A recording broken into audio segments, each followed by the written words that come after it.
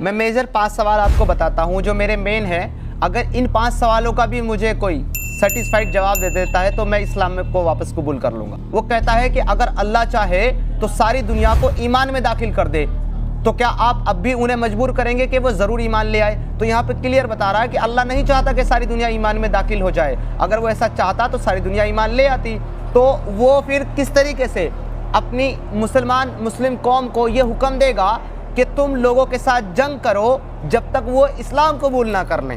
یہ اپنے آپ میں کانٹرڈکشن نہیں لگتا آپ کو کہ محمد صاحب نے کہا کہ میں نے سب سے زیادہ جہنم میں عورتوں کو دیکھا, اور اس لیے جہنم میں جائیں گی کیونکہ یہ کم عقل ہیں, ان کے اندر آدھا دماغ ہے اور ان کو پیریڈز آتے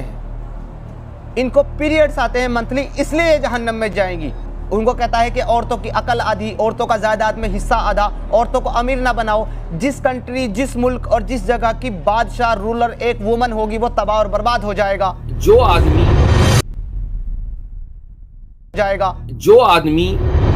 کہتا ہے نا کہ مجھے اگر اس سوال کا جواب مل گیا تو میں اسلام قبول کر لوں گا, اس کا مطلب یہ ہے کہ اس سوال کا جواب نہ ملنے کی وجہ سے اس نے اسلام چھوڑا, تبھی تو وہ واپس آئے گا. اب یہ جو 5 سوال کرے گا یہاں پر, ان 5 سوال میں سے 2 سوال اس کے ہیں ہی نہیں, وہ 2 سوال سچ والا کے ہیں. تو بھائی تم نے تو ان 5 سوال کی وجہ سے اسلام چھوڑا ہی نہیں, چاہے جائے لہٰذا یہ کہنے کا کوئی مطلب نہیں ہے کہ ان کا جواب ملے گا تو میں اسلام میں داخل ہو جاؤں گا. لہٰذا تمہارا یہ کہنا جھوٹ ہے. تمہیں اگر ان سوالات کے جوابات صحیح سے مل بھی گئے تم تب بھی اسلام میں داخل نہیں ہوگے, چاہے وہ کتنے ہی کنونسنگ کیوں نہ ہو. اس لیے ہم ان سوالات کا جواب پبلک کو سامنے رکھ کر دے رہے ہیں کہ ایک خدا نے جب دنیا کے اندر ہم سب کو ایک امتحان کے طور پہ بھیجا ہے, ہمارا ٹیسٹ لے رہا ہے وہ کہ کون میرا اچھا بندہ ہے, کون میری بات نہیں مانتا, شیطان کو فالو کرے گا تو جو میری پیروی کرے گا, مجھے مانے گا, میں اس کو جنت میں ڈال دوں گا, اور جو شیطان کو مانے گا اس کو میں جہنم میں ڈال دوں گا. وہ اللہ جو آل نوئنگ ہے, جس کو سب پتہ ہے, دنیا کے بننے سے پہلے بھی اور دنیا کے ختم ہونے کے بعد بھی, اس کو ٹیسٹ لینے کی ضرورت کیا ہے؟ وہ تو سب کچھ جانتا ہے, وہ کیوں ٹیسٹ لینا چاہتا ہے؟ اور ٹیسٹ بھی لینا چاہتا ہے تو کس چیز کے لیے؟ اچھائی اور برائی کے لیے, جو خود اس نے انسان کے اندر ڈالی ہے. وہ ایک انسان کا ٹیسٹ لیتا ہے اس کو برائی کی صلاحیت دے کر کے. اب اس کے ٹیسٹ میں اگر وہ انسان اس برائی کا استعمال کر کے ایک معصوم 4, 5 یا 6 سال کی بچی کا ریپ کرتا ہے اور اسے مار ڈالتا ہے, تو اس کا تو ٹیسٹ ہو گیا کہ وہ برا انسان ہے, اس نے شیطان کو فالو کیا تو یہ جہنم جائے گا. لیکن اس ٹیسٹ میں اس بچی نے جو اپنی تکلیفیں اٹھائی ہیں, اس کی جو جان گئی ہے, اس کا ذمہ دار کون؟ اللہ اس انسان کو برائی کی صلاحیت دے کر ٹیسٹ لینے کے لیے اس بچی کو مہرا بناتا ہے. یہ میرا سوال ہے کہ جب خدا آل نوئنگ ہے, سب کچھ جانتا ہے, تو اس کو ٹیسٹ لینے کی ضرورت کیا ہے؟ ٹھیک ہے علی رضا بھائی, ایک سوال آپ سے پوچھتا ہوں. سوال یہ ہے کہ آپ کے ہاتھ میں ایک ڈنڈا ہے اور اس ڈنڈے سے آپ نے ایک کتے کو مارا. کتا جو ہے وہ کٹکھنا ہے, تو وہ آپ پر وہ ریئیکٹ کرتا ہے. اب وہ لاٹھی بنانے والے کو ڈھونڈے گا, اس کو کاٹے گا, یا لاٹھی چلانے والے کو کاٹے گا؟ لاٹھی چلانے والے کو کاٹے گا, لاٹھی چلانے والے کو, بنانے کو تو لاٹھی بنانے والے کو نہیں کاٹے گا. جی, اس کا مطلب یہ کہ ایک کتا بھی اتنی سمجھ رکھتا بالکل ہے, ایسے ہی, ایک کتا بھی اتنی سمجھ رکھتا ہے کہ خلق اور کسب میں کیا فرق ہے. ٹھیک ہے, خلق الگ چیز ہے, کسب الگ چیز ہے. کسب کا مطلب ہے پرفارمنس, ہم انگریزی میں اس کو پرفارمنس کہہ دیتے ہیں, پرفارم کرنا کہہ دیتے ہیں. خلق کا مطلب ہے کریٹ.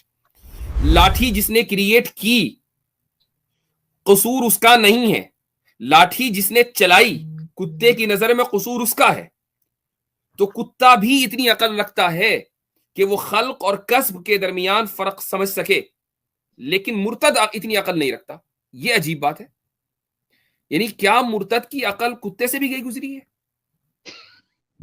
تو مفتی صاحب کو شک ہے. اس میں 2-3 چیزیں اور ہیں. اللہ تعالیٰ نے, اس نے شروع میں اعتراض کیا کہ اگر اللہ تعالیٰ کو سب پتا ہے, العلیم ہے, تو پھر اس نے امتحان لینے کی کیا ضرورت ہے, اس کو تو پہلے سے ہی پتا ہے. بھائی دیکھیں, اگر اللہ تعالیٰ صرف العلیم ہوتا تو پھر اس کو کسی بھی چیز کو پیدا کرنے کی ضرورت نہیں تھی, کچھ بھی کرنے کی ضرورت نہیں تھی, بس وہ اپنا جو اس کا علم تھا اس کے مطابق جو ہے وہ خود ہی اپنا تصور کرتا رہتا, ذہن میں پروسیس کرتا رہتا انفارمیشن, اور بات ختم ہو جاتی. لیکن خالی اللہ تعالیٰ العلیم تو نہیں ہے نا, وہ العلیم بھی ہے, وہ الخالق بھی ہے, وہ القدیر بھی ہے, وہ الرحمن بھی ہے, وہ العدل بھی ہے, وہ الرحیم بھی ہے, وہ الجبار اور القہار بھی ہے.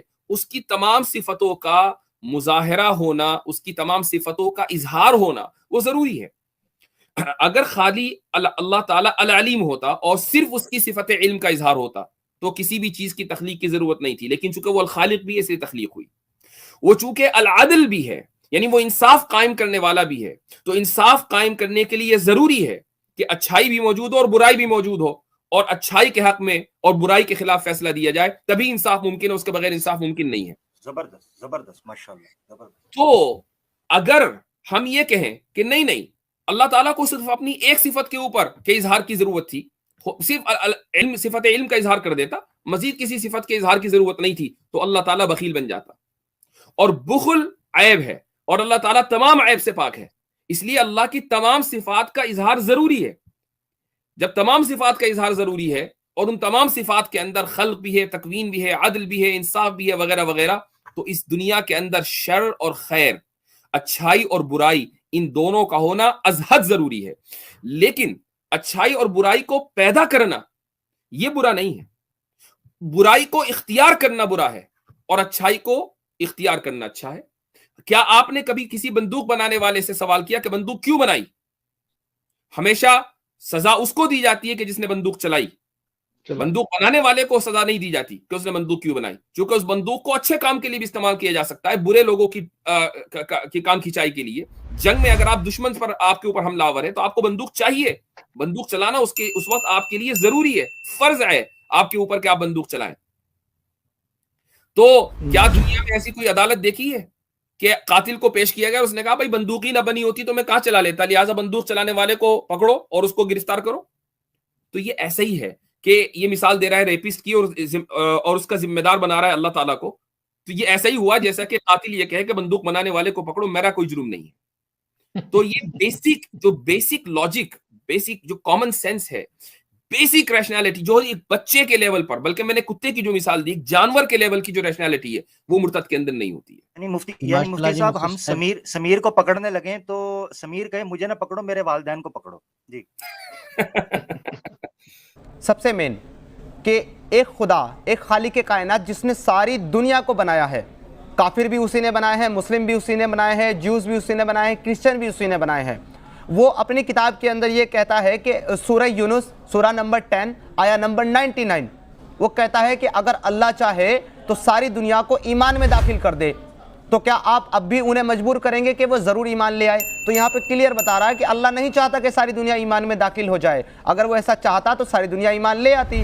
پھر اگلی آیت یعنی کہ 100 میں کہتا ہے کہ اور کسی کے لیے بھی یہ ممکن ہی نہیں ہے, پاسبل ہی نہیں ہے کہ وہ ایمان لے آئے بنا میری مرضی کے. اور ہم لوگوں کے دلوں کے اوپر جو ہے ملامت ڈال دیتے ہیں, یعنی گندگی ڈال دیتے ہیں. تو یہاں پہ خدا جو اتنی طاقت رکھتا ہے کہ ساری دنیا کو ایک امت بنا دے, یعنی کہ سب کو مسلمان بنا دے, وہ نہیں بناتا, تو وہ پھر کس طریقے سے اپنی مسلم قوم کو یہ حکم دے گا کہ تم لوگوں کے ساتھ جنگ کرو جب تک وہ اسلام قبول نہ کر لیں؟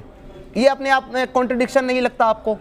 تو یہ قرآن کے اندر میرا پہلا سوال یہ ہے کہ قرآن کے اندر اتنا کنٹرڈکشن کیوں ہے؟ ایک جگہ کہتا ہے کہ لکم دینکم ولی دین, کہ تم اپنے دین پر میں اپنے دین پر. دوسری جگہ کہتا ہے ان اللہ دین اللہ الاسلام, یعنی کہ صرف اسلام ہی دین ہے.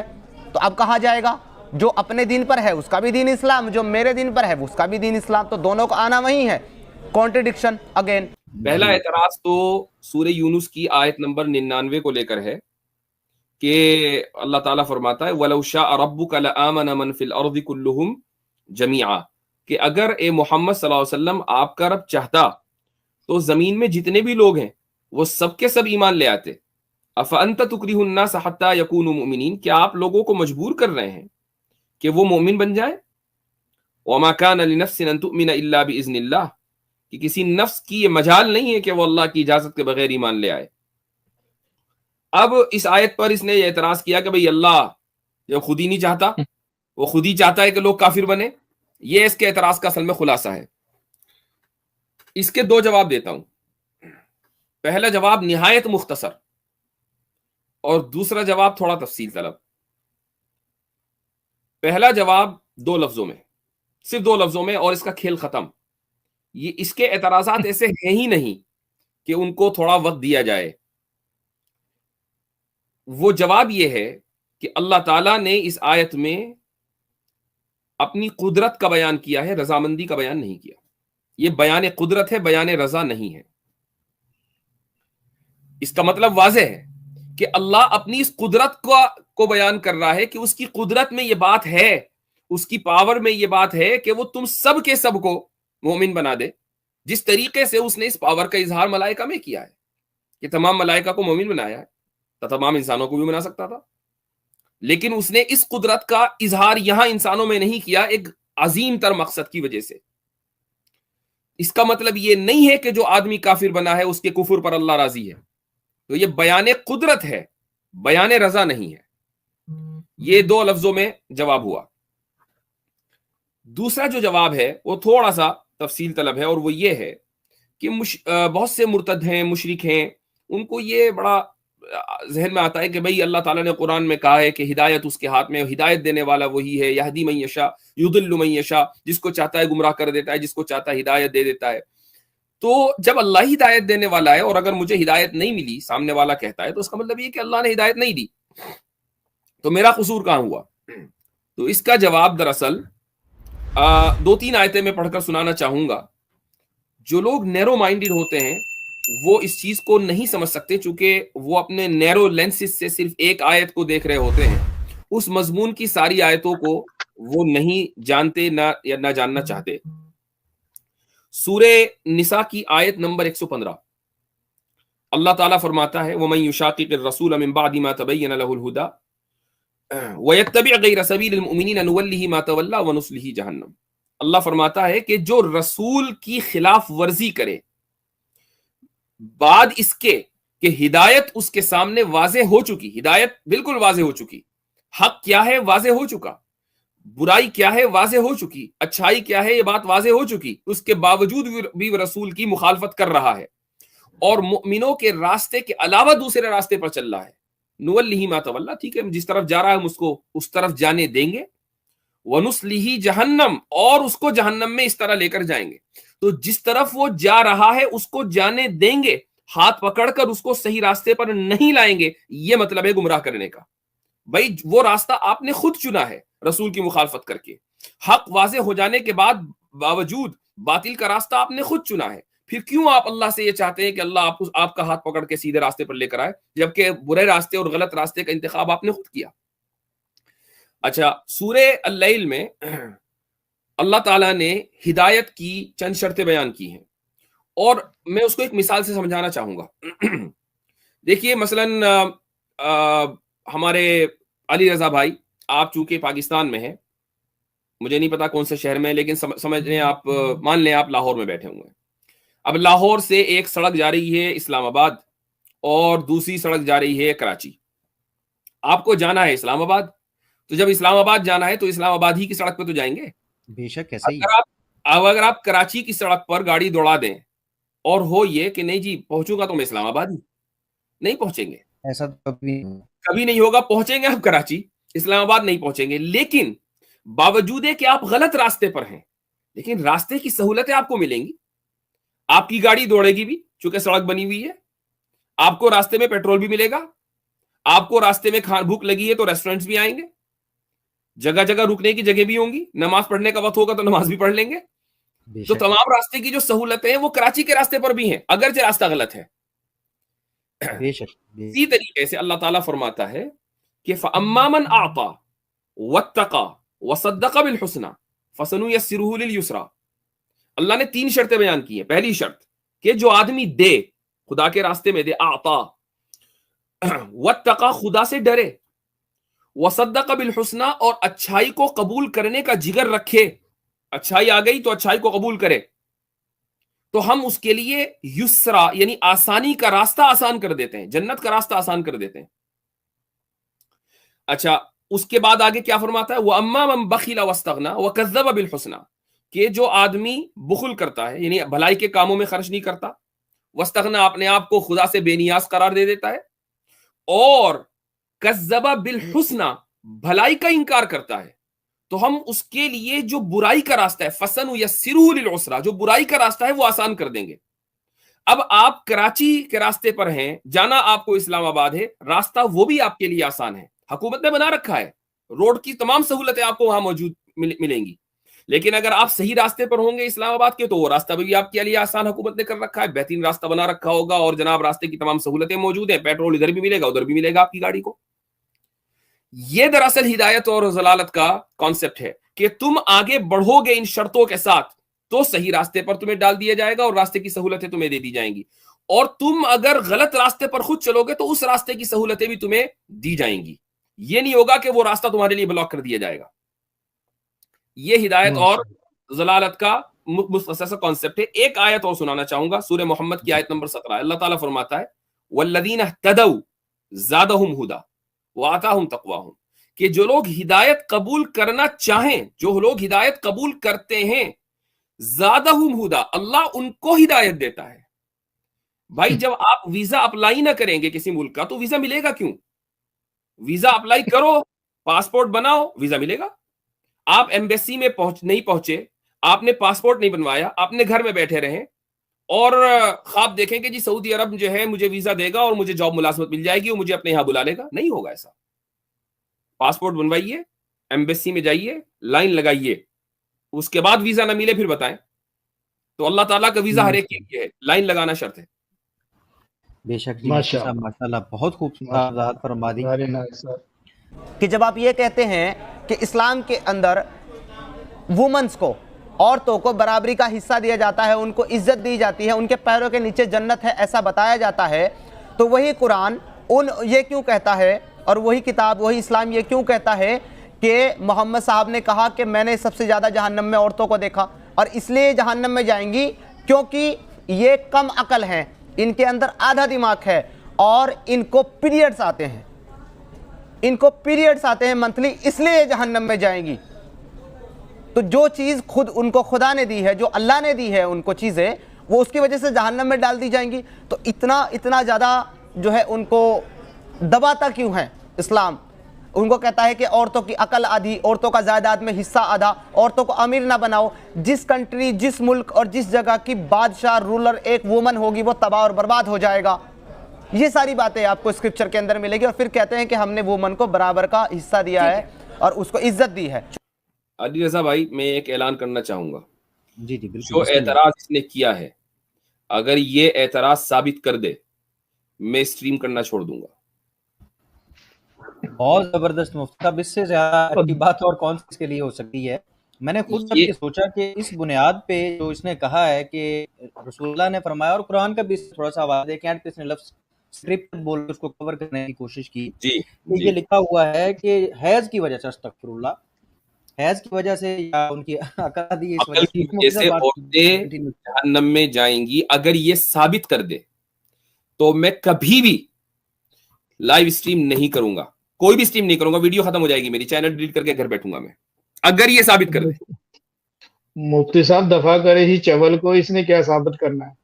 آپ الحمدللہ اچھا کام کر رہے ہیں، کرتے رہیے، یہ تو چولے مارتا رہتا ہر دوسرے دن، آج کچھ چول مارے گا کل کچھ چول مارے گا، دفع کرے اس ذلیل شخص کو سر۔ ایک یہ حدیث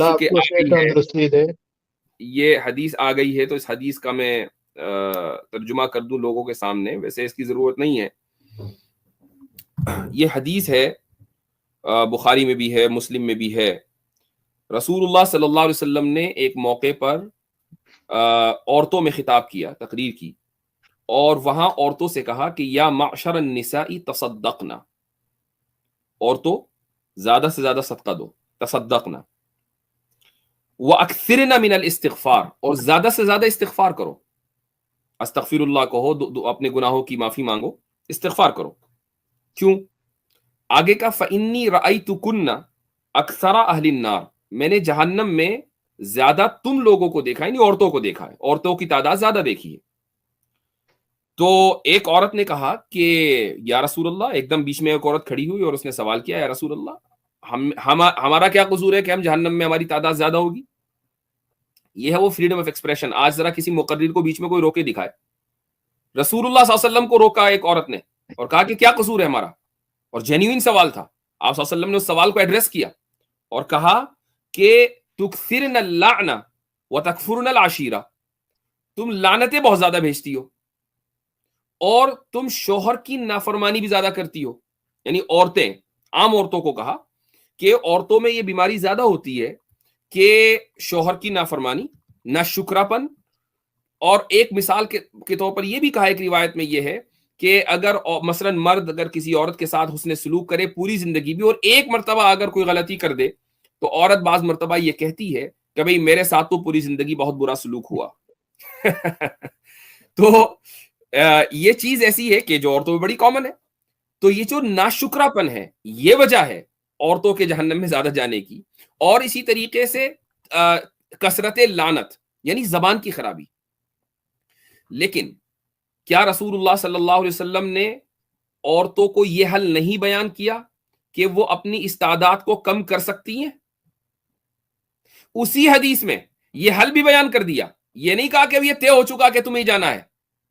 حل یہ بیان کیا, پہلے حل بیان کیا, بعد میں مسئلہ بیان کیا. حل یہ ہے کہ تصدقنا, صدقہ دو, نہیں جاؤ گے جہنم میں. اور اس کے بعد کیا کہ وہ اکثرن الاستغفار, اور زیادہ سے زیادہ استغفار کرو.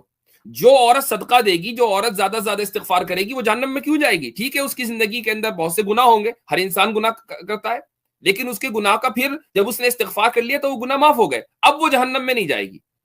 تو رسول اللہ صلی اللہ علیہ وسلم نے مسئلے کا حل پہلے بیان کر دیا, ایشو بعد میں بیان کیا. یہ لوگ ایشو کو لے کر بیٹھ گئے اور اس کو بھی غلط انداز سے پیش کیا کہ عورت جو ہے وہ جہنم میں اس لیے جائے گی کہ اس کو حیض آتا ہے. جو ہمارے مسلم بھائی مانتے ہیں کہ حضرت محمد مصطفیٰ صاحب جو ہے اللہ کے رسول ہیں, قرآن اسکرپچر پوری کتاب کے اندر 6336 آیتوں کے اندر کہیں بھی کلیئرلی یہ نہیں کہتا کہ محمد اللہ کے رسول ہیں جن پر قرآن نازل کیا گیا.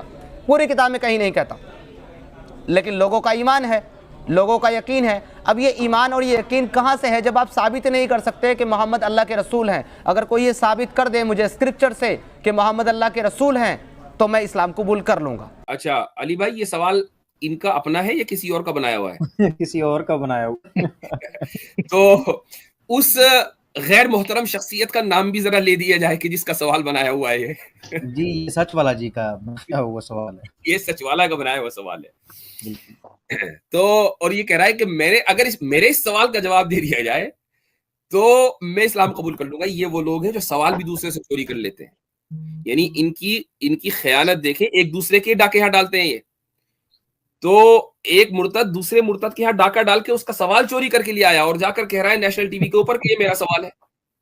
بتائیے کس قدر خیانت ہے, کس قدر ظلم ہے. اوکے چلے خیر, یہ سوال میں نے سنبھال کے رکھا ہوا تھا اس کا جواب, اور یہ ذہن میں یہ تھا کہ سچ والے کا کبھی سامنا ہوگا تو اس کا جواب اس کے منہ پہ دیا جائے گا. وہ بیچارہ سامنے آنے سے اس نے توبہ کر لی ہے. ویسے تو توبہ کے کانسیپٹ پر وہ یقین رکھتا نہیں ہے, لیکن جب بات ہم سے مناظرے کی ہوتی ہے تو فوراً توبہ اس کو یاد آتی ہے. تو وہ تو توبہ کر کے غار میں بیٹھ چکا ہے. تو اب میں سوچتا ہوں کہ اس کا جواب دے دیا جائے. میں اس کا جواب کچھ اس طرح دیتا ہوں. اس سے پہلے تمہید کے طور پر میں ایک قانون آپ کو بیان کرنا چاہوں گا, اور یہ قانون ہے, اس کو کہتے ہیں ٹرانزیٹو لا. یہ فلسفی کا ایک قانون ہے. ٹرانزیٹو لا کا مطلب ہوتا ہے, آپ نے سنا ہوگا, اور یہ میتھ کے اندر بھی اپلائی ہوتا ہے, فلسفی میں بھی ہوتا ہے. if A equals B and B equals C, then A equals C. تو اگر A اور B دونوں ایکول ہیں اور B اور C دونوں ایکول ہیں تو پھر A اور C بھی ایکول ہے. ٹھیک ہے, یہ ایک اس قانون کو ساری دنیا نے ایکسپٹ کیا. یہ ڈسپیوٹڈ لا نہیں ہے, یعنی یہ ایک ایسا لا ہے کہ جس کے اوپر ساری دنیا ایگری کرتی ہے. اس کو آپ ڈسپیوٹ کر ہی نہیں سکتے چونکہ یہ کامن سینس کے مطابق ہے. اگین اس کو ٹرانزیٹو لا کہتے ہیں, اور اس کی مثال ہے if A equals B, B equals C, then A equals C. اب میں آپ کو قرآن کریم کی آیتوں کے اوپر اس قانون کو لاگو کر کے دکھاتا ہوں. اس شخص کا اعتراض یہ ہے کہ قرآن میں یہ کہیں نہیں لکھا کہ محمد اللہ کے رسول ہیں کہ جن پر قرآن نازل ہوا، جن پر قرآن نازل ہوا. یعنی اس کو اگر ایک آیت ایسی چاہیے تو یہ مطالبہ بالکل غلط ہے. بھائی اگر میں مصنف ہوں تو میں چاہے اس کو جس طریقے سے بیان کروں، میں اپنے قاری اور اپنے پڑھنے والے کی مرضی کے مطابق کتاب نہیں لکھوں گا، میں اپنی مطابق کتاب لکھوں گا، لیکن میں اس چیز کو قرآن سے ثابت کروں گا. 3 آیتیں، اور آپ اس کو ذہن میں رکھیں، A = B، تو اس کا مطلب ایک آیت A کے تحت آئے گی، دوسری آیت B کے تحت آئے گی، اور تیسری آیت C کے تحت آئے گی. A = B، B = C. قرآن کریم کی ایک آیت ہے، اللہ تعالیٰ فرماتا ہے سورہ فتح میں، محمد الرسول اللہ، محمد اللہ کے رسول ہیں. لہٰذا اس کا یہ دعویٰ کہ قرآن میں کہیں نہیں لکھا کہ محمد اللہ کے رسول ہیں، غلط ثابت ہو گیا. محمد اللہ کے رسول ہیں، یہ ہے A. اس کے بعد اس نے کہا کہ جن پر قرآن نازل ہوا. ایک آیت ہے سورہ آل عمران کی، اللہ تعالیٰ فرماتا ہے یا ایھا الرسول بلغ ما انزل الیک من ربک. اے رسول، اچھا محمد اللہ کے رسول ہیں، پھر اس رسول سے کہا جا رہا ہے کہ جو آپ پر نازل ہوا اس کو پہنچا دیں، جو آپ پر نازل ہوا اس کو پہنچا دیں. تو اس کا مطلب یہ ہے آیت نمبر، یہ آیت ہے B. اس سے ثابت ہوا کہ محمد صلی اللہ علیہ وسلم پر کچھ نازل ہوا. اب ہمیں آیت C چاہیے کہ کیا نازل ہوا. اللہ فرماتا ہے سورہ یوسف آیت نمبر 2 میں، انا انزلناہ قرآنا عربیا لعلکم تعقلون، ہم نے قرآن نازل کیا. تو اب دیکھیے محمد اللہ کے رسول ہیں، آیت A. محمد پر کچھ نازل ہوا اور محمد صلی اللہ علیہ وسلم کو اس کی تبلیغ کرنی ہے B. So A = B. اور محمد صلی اللہ علیہ وسلم پر جو نازل ہوا وہ قرآن ہے، یہ ہے C. So A = C.